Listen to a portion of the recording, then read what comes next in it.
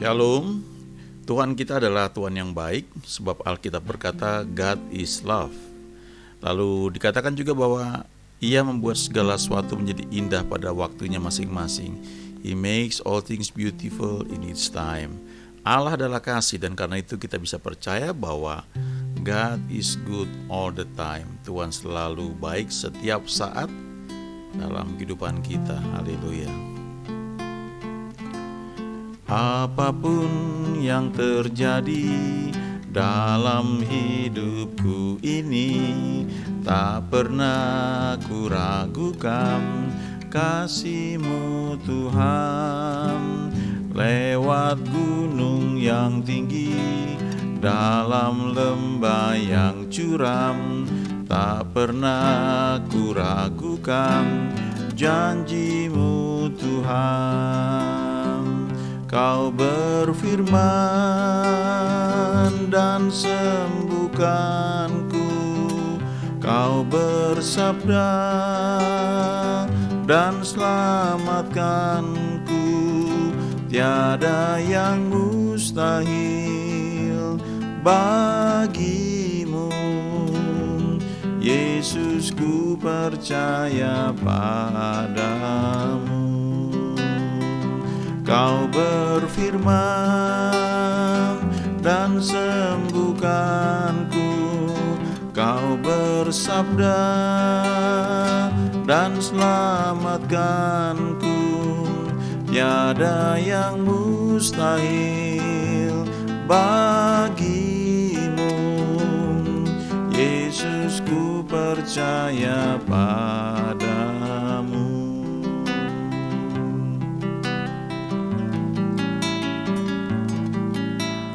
Apapun yang terjadi dalam hidupku ini, tak pernah ku ragukan kasih-Mu Tuhan. Lewat gunung yang tinggi, dalam lembah yang curam, tak pernah ku ragukan janji-Mu Tuhan. Kau berfirman dan sembuhkanku, Kau bersabda dan selamatkanku. Tiada yang mustahil bagimu, Yesus, ku percaya padamu. Kau berfirman dan sembuhkanku, Kau bersabda dan selamatkanku. Tiada yang mustahil bagimu, Yesus, ku percaya padamu. Yesus, ku percaya padamu. Yesus, ku percaya padamu.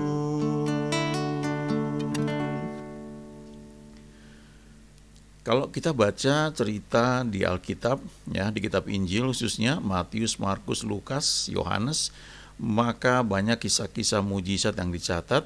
Dan memang kalau kita membaca kitab Injil, selain kita mendengar teaching, pengajaran dari Yesus sendiri, tetapi apa yang Dia buat, mujizat, bagaimana Dia menyembuhkan orang sakit, membangkitkan orang mati, mengusir setan-setan, mentahirkan orang kusta, menghentikan angin ribut, itu sebenarnya merupakan dasar ya untuk kita bisa percaya bahwa karena Tuhan ada di dalam kita, orang percaya, maka hal-hal tersebut bukan satu hal yang mustahil untuk terjadi atau untuk dilakukan oleh orang yang percaya kepada Tuhan.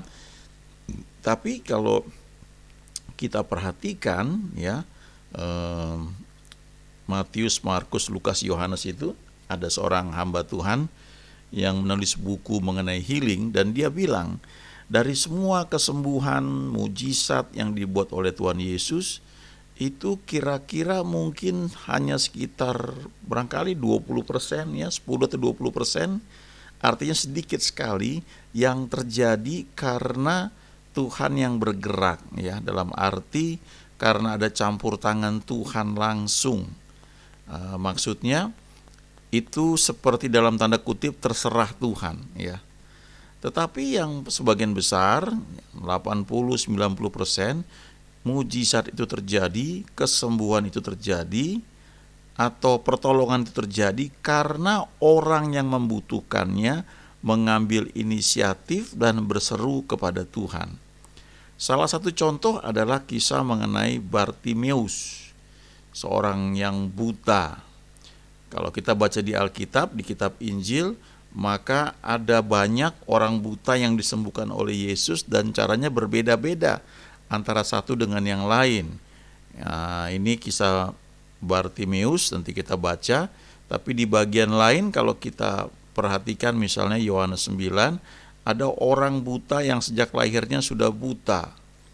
Lalu Tuhan Yesus meludah ke tanah, kemudian mengaduk tanah itu dengan ludahnya, lalu menempelkannya pada kedua mata orang buta itu dan menyuruhnya membasuh diri di kolam Siloam. Lalu orang itu kembali dengan matanya sudah bisa melihat kembali, ya, sudah bisa melihat. Nah, itu Tuhan yang mengambil inisiatif, ya. Kita tidak melihat orang buta itu meminta, ya, tapi Tuhan yang mengambil inisiatif untuk hal itu terjadi. Ada juga yang menceritakan bahwa kenapa Yesus meludah ke tanah, mengaduknya, kemudian menempelkannya pada kedua mata orang buta itu, karena menurut hamba Tuhan tersebut, ya, orang buta ini lahir sudah buta, dia nggak punya bola mata. Jadi Yesus itu membuat bola mata dengan tanah yang dicampur dengan ludahnya, ditempelkan di mata kedua orang buta itu, lalu disuruh membasuh dirinya di kolam Siloam dan kembali dia sudah bisa melihat.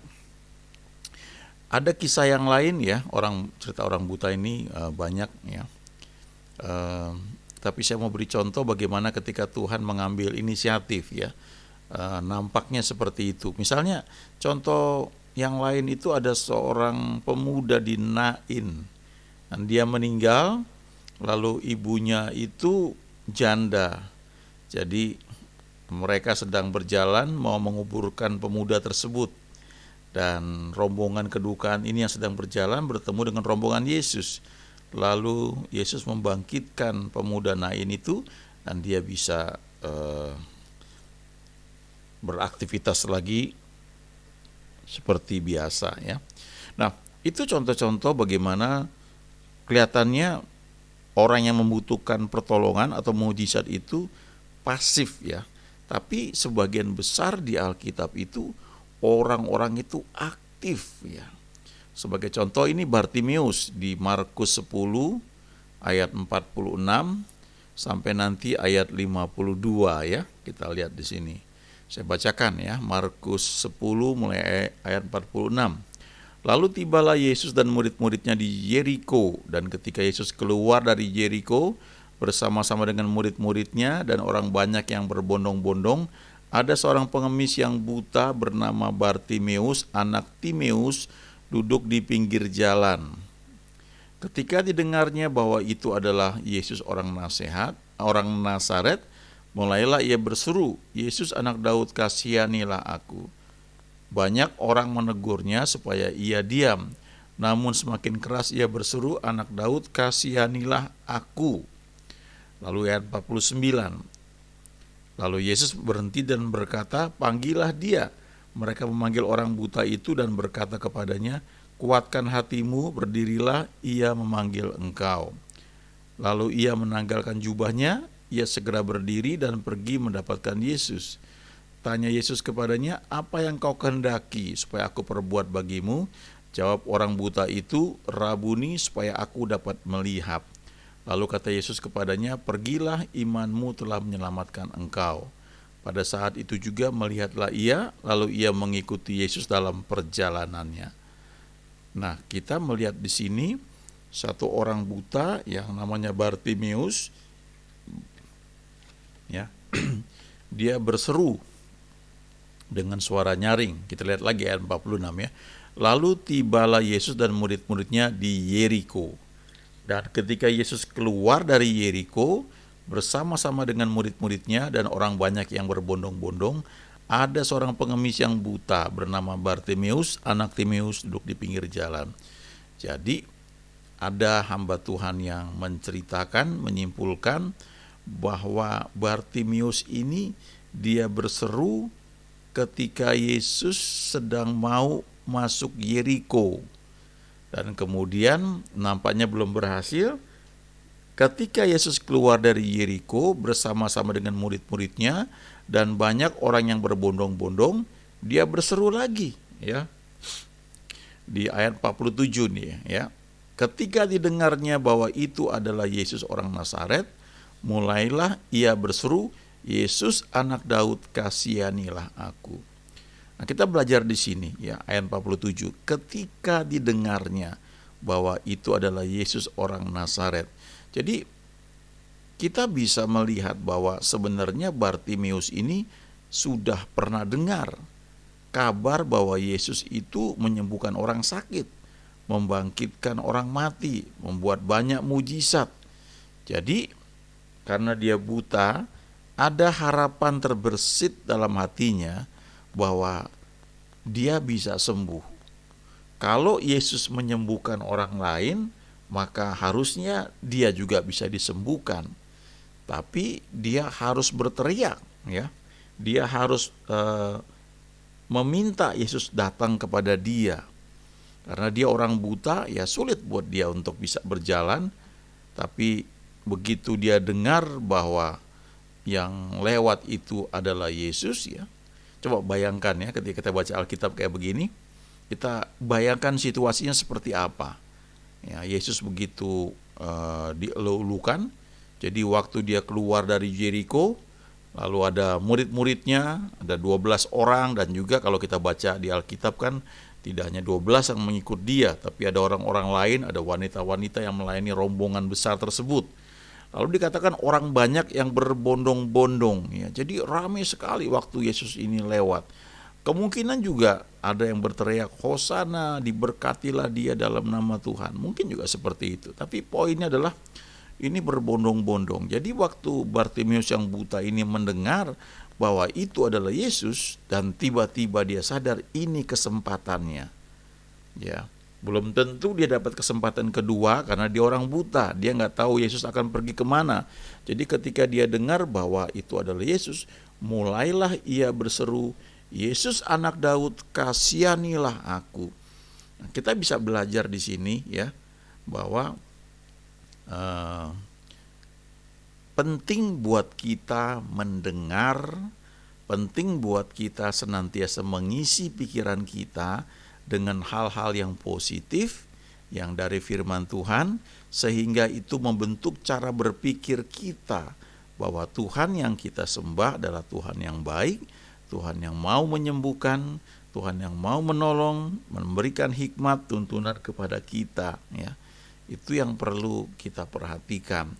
Bukan yang nggak boleh, ya, mendengar berita, baca berita, boleh, tapi kita harus batasi supaya tidak memblok, ya, pertumbuhan iman kita. Kalau suatu ketika kita sedang berdoa, kita menantikan jawaban, maka kita perlu belajar supaya pikiran kita itu sejalan dengan firman-Nya. Lalu yang berikutnya kita lihat, waktu dia mulai berseru, mulailah ia berseru, Yesus anak Daud, kasihanilah aku. Nah, saya nggak tahu dia niru dari mana, ya. Mungkin dia sudah dengar banyak orang berkata bahwa dia ini anak Daud, ya. Jadi dia panggil Yesus dengan ucapan seperti itu. Yesus anak Daud, kasihanilah aku. Nah, kita coba camkan, ya, renungkan situasi yang terjadi kira-kira seperti apa. Ramai sekali, ya, orang berbondong-bondong sehingga Bartimeus ini pengemis kemungkinan besar tidak dilihat oleh Yesus. Tapi apa yang dia buat? Dia berseru. Dan waktu dia berseru, ayat 48 dikatakan banyak orang menegurnya supaya ia diam. Ini pelajaran juga ya, bahwa ketika kita mulai percaya firman Tuhan, kita menghendaki suatu jawaban atas doa kita, pergumulan kita, mungkin kesembuhan misalnya atau hal lainnya, maka pada waktu kita berseru kepada Tuhan, waktu kita mau belajar percaya kepada Dia, kita perlu ingat tidak semua orang akan mendukung kita, ya. Bahkan di sini dikatakan banyak orang menegurnya supaya ia diam. Coba renungkan, orang-orang yang di sekitar Yesus bukannya menolong orang buta ini, membawanya kepada Yesus, tapi justru mereka menegurnya supaya ia diam. Jadi nampaknya Bartimeus ini dianggap tidak penting, tidak berarti, cuma menjadi pengganggu saja dari perjalanan Yesus. Nah, kadang-kadang dalam kehidupan kita ini sering terjadi ya. Kalau kita sedang dalam pergumulan, kita minta sesuatu ya, kita berdoa mungkin. Sekali lagi saya perlu sampaikan, tidak semua orang bisa sepakat mendukung apa yang kita percayai. Nah, di sini orang-orang yang ada di dekat Yesus justru sepertinya sadar atau tidak sadar menghalangi supaya Bartimeus itu yang mau sembuh jadi tidak jadi sembuh ya, atau tetap buta. Tapi menariknya, bagaimana reaksi Bartimeus di ayat 48 ya, kalimat berikutnya. Namun semakin keras ia berseru, "Anak Daud, kasihanilah aku." Nah, ini sudah apa istilahnya, nggak perlu malu-malu lagi ya, urat malunya udah putus ya. Mungkin dia berpikir ini kapan lagi kesempatan Yesus ada lewat di dekat dia. Jadi dia berteriak ya, ketika orang bilang jangan berisik ya, disuruh diam, tapi semakin keras ia berseru. Ini pelajaran yang perlu kita perhatikan. Kalau kita sedang berdoa untuk satu hal ya, sekali lagi yang seperti saya katakan, tidak semua orang akan setuju atau sepakat dengan apa yang kita percayai. Nah, ketika orang-orang yang tidak sepakat atau tidak setuju itu mulai mungkin tidak menegur kita ya, tapi barangkali menyampaikan sesuatu yang baik, yang masuk akal ya, barangkali konteksnya kalau kita hubungkan dengan Bartimeus ini, mungkin mereka bilang, udahlah ya, jangan ganggu Tuhan. Kamu harus bersyukur dengan keadaan kamu. Kamu kan tetap bisa menikmati makanan, minuman, walaupun kamu buta. Tapi kan kamu duduk di pinggir jalan, kamu mengemiskan, orang-orang kasih juga makanan, minuman. Kamu harus mengucap syukur bisa sehat walaupun mata kamu buta. Kira-kira seperti itu barangkali ya. Agak bentuk aslinya, bentuk realnya, realisasinya yang kita hadapi bisa berbeda-beda. Tapi pada prinsipnya mereka, orang-orang seperti itu, sadar atau tidak sadar menghalangi kesembuhan atau mujizat atau sesuatu yang sedang kita harapkan supaya itu bisa terjadi. Nah, bagaimana reaksi kita ya kalau kita ngalamin seperti itu? Bartimeus mengambil contoh, semakin keras ia berseru, "Anak Daud, kasihanilah aku." Ada seorang hamba Tuhan yang melayani kesembuhan ilahi ya. Satu ketika dia khotbah, judulnya menarik sekali ya. How strong ya. How strong is your want to ya. Artinya seberapa kuat keinginanmu itu untuk yang kamu harapkan terjadi ya. Kadang-kadang kita berdoa, Tuhan misalnya jamah, sembuhkan, Tuhan buka jalan. Seberapa kuat kita punya keinginan itu? Karena kalau nggak cukup kuat, begitu ada halangan berhenti.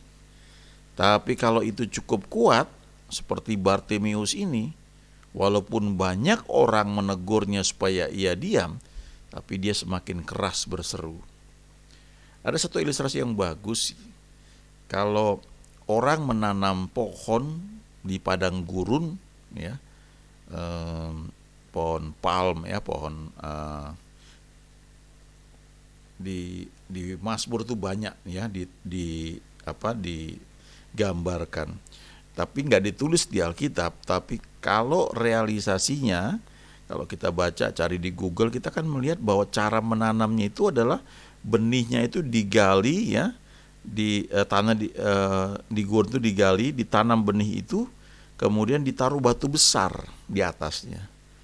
Jadi ketika benih itu mulai tumbuh, dia mulai berakar ke bawah, lalu dia mulai naik batangnya ke atas, ya, mau muncul dari permukaan tanah, tapi terhalang oleh batu itu.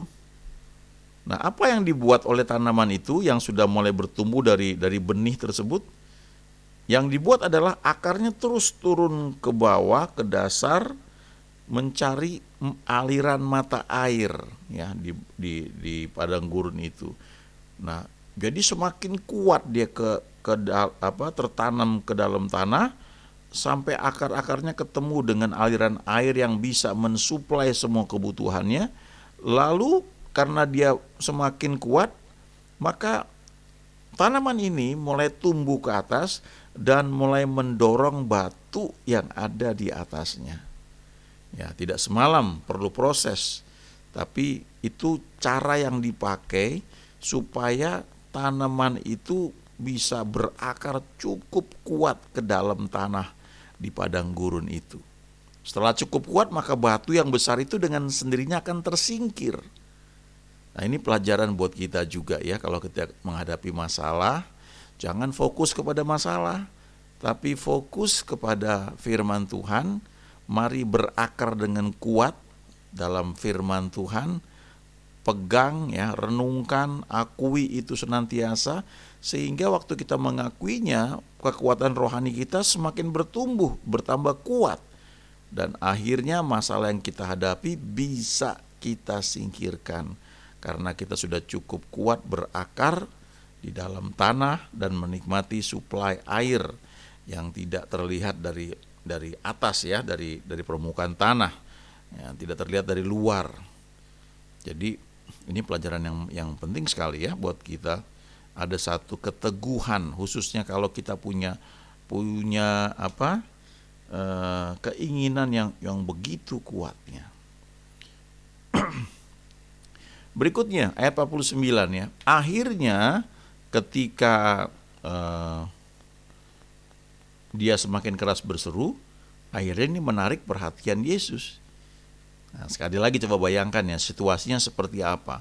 Orang-orang ramai berbondong-bondong, lalu Bartimius mesti teriak sekeras-kerasnya supaya bisa menarik perhatian Yesus. Dan akhirnya ayat 49, karena teriakan dari Bartimius ini, akhirnya Yesus berhenti dan berkata, "Panggillah dia." Lalu mereka memanggil orang buta itu. Mereka itu siapa? Orang-orang yang di sekitar Yesus. Itu termasuk orang-orang yang menegurnya supaya ia diam, gitu. Jadi sekarang mereka panggil orang buta itu, ya. Mereka memanggil orang buta itu dan berkata kepadanya, "Kuatkan hatimu, berdirilah, ia memanggil engkau." Nah, kalau kita baca kisah Yusuf di Perjanjian Lama, ini mirip seperti itu, ya. Yusuf itu bermimpi bahwa dia akan jadi penguasa. Waktu dia cerita sama abang-abangnya, nah itu yang saya katakan tadi, ya, di Markus 10 ayat 48 itu, banyak orang menegurnya supaya ia diam. Abang-abangnya Yusuf bukan hanya nggak sepakat, mereka mungkin iri, masa ini anak yang mau jadi raja, jadi penguasa. Jadi mereka menolak Yusuf, yang disebutnya tukang mimpi, dan akibatnya mereka ini berusaha menghancurkan mimpinya Yusuf itu supaya tidak terjadi seperti yang dia dapatkan dalam mimpi. Tapi sekian tahun kemudian, kalau kita pelajari, total itu ada sekitar 22 tahun, ya. Ketika akhirnya Yakub dengan anak-anaknya pindah ke Mesir dan bertemu dengan Yusuf. Nah, selanjutnya Yusuf lah yang memelihara kehidupan abang-abangnya dan juga kehidupan bapaknya, ya, Yakub itu. Jadi kita lihat di sini orang-orang yang mungkin bisa saja seperti di Markus 10 tadi, Bartimius berseru, mereka bilang, ayo diam, jangan berisik, ya. Mereka menegurnya supaya diam. Orang-orang yang sama ini juga yang nantinya berubah, ya. Kalau abang-abang Yusuf itu akhirnya mereka menjadi orang yang diberi makan oleh Yusuf. Nah, ini menarik sekali kalau kita renungkan cerita ini. Lalu berikutnya, ya, ayat 50, Markus 10 ayat 50. Lalu ia menanggalkan jubahnya, ia segera berdiri dan pergi mendapatkan Yesus. Ada yang menceritakan bahwa kemungkinan besar itu ada jubah yang dipakai yang menunjukkan bahwa dia itu orang yang berprofesi pengemis, ya. Jadi mungkin seperti seragam yang harus ada dipakai kalau dia itu sedang mengemis, ya. Jadi profesinya seperti itu. Dia tanggalkan jubahnya. Ada satu lagi yang menggambarkan bahwa dengan ia menanggalkan jubahnya, lalu ia segera berdiri dan pergi mendapatkan Yesus, dia sudah melakukan langkah iman bahwa dia akan sembuh, dia akan bisa melihat, sehingga jubah pengemis tersebut nggak perlu dia pakai lagi. Dia tanggalkan terlebih dahulu, bahkan sebelum dia sembuh. Lalu ayat 51, perhatikan, ini luar biasa ini. Saya selalu terkesan kalau ingat cerita ini, ya, bagian di ayat 51 ini. Tanya Yesus kepadanya, apa yang kau kehendaki supaya aku perbuat bagimu? Nah, ini Tuhan yang nanya, ya. Padahal dia sudah lihat bahwa Bartimius ini buta. Tapi dia tanya lagi, apa yang kau kehendaki supaya aku perbuat bagimu? Lalu Bartimius menjawab, Rabuni, supaya aku dapat melihat. Spesifik dia bilang, aku minta yang ini, ya, supaya aku dapat melihat. Lalu ayat 52, lalu kata Yesus kepadanya, pergilah, imanmu telah menyelamatkan engkau. Pada saat itu juga melihatlah ia, lalu ia mengikuti Yesus dalam perjalanannya. Apa yang menyebabkan orang buta ini bisa melihat? Kalau kita baca di ayat 52 nih, imannya itu yang telah menarik, ya, kuasa Tuhan, menarik mujizat sehingga dia bisa melihat. Ini sebagian besar kalau kita baca di Alkitab, di kitab Injil, sesuatu itu terjadi, mujizat terjadi, kesembuhan terjadi karena orang yang membutuhkan itu mengambil inisiatif, datang kepada Tuhan, berseru kepada Tuhan. Dan walaupun yang lainnya bilang udah nggak usah, ya, mari mengucap syukur aja dengan keadaanmu, ya, yang memang itu betul juga ucapan seperti itu. Tapi seringkali itu membuat kita terhalang untuk meminta dan akhirnya menerima apa yang memang kita rindukan, kita inginkan. Ya, itu sebabnya keinginan untuk hal itu kalau nggak cukup kuat, ya begitu ketemu tantangan biasanya berhenti, ya. Nah, ini satu contoh yang menarik, ya, mengenai Bartimius, dan tidak semua orang juga bisa terima pengertian ini, dalam arti ada orang-orang yang berpikir kita nggak perlu ngotot seperti itu. Kalau Tuhan mau kita sembuh, kita akan sembuh. Kalau enggak, ya udah mengucap syukur. Nah, kalau kita pelajari Alkitab tidak seperti itu. Tapi memang kalau kita berseru, meminta, tidak selalu mulus seperti Bartimius alami ini. Dia cukup lama berteriak, memang kisahnya kelihatannya pendek, tapi dalam kenyataannya kemungkinan besar dia berteriak sebelum Yesus dan murid-muridnya masuk di Yeriko, tapi nggak berhasil. Dan ketika Yesus dan murid-muridnya keluar dari Yeriko, dia berteriak lagi. Sampai akhirnya Yesus itu datang dan singkat cerita menyembuhkan dia. Nah, bagaimana dengan kita, ya? Seberapa kuat keinginan kita untuk berdoa? Saya belajar hal-hal spesifik di sini, ya, dalam doa juga. Kadang-kadang kita perlu nyatakan dengan detail, ya. Untuk misalnya kita akan ada ibadah di satu tempat terbuka. Sambil berdoa kita tanya, dan kelihatan tanda-tandanya udah makin jelas waktunya kapan, kita bisa berdoa dengan spesifik, minta cuaca yang cerah, minta misalnya kalau lewat lalu lintas yang padat jangan kena macet, ya, dan sebagainya. Spesifik, sama seperti Bartimeus berkata, "Rabuni, supaya aku dapat melihat." Pelajaran tentang Bartimeus ini perlu kita renungkan berulang-ulang ya. Buat saya pribadi ini kisah udah sekian tahun yang lalu saya baca, tapi kalau saya renungkan selalu menjadi berkat ya.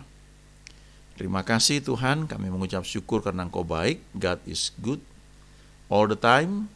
Firman-Mu juga berkata bahwa Allah adalah kasih, dan you make all things beautiful in its time. Terima kasih, kami mengucap syukur, ajari kami masing-masing lebih jauh lagi, sehingga kami boleh mengerti firman-Mu dan hidup di dalamnya. Dalam nama Yesus kami berdoa.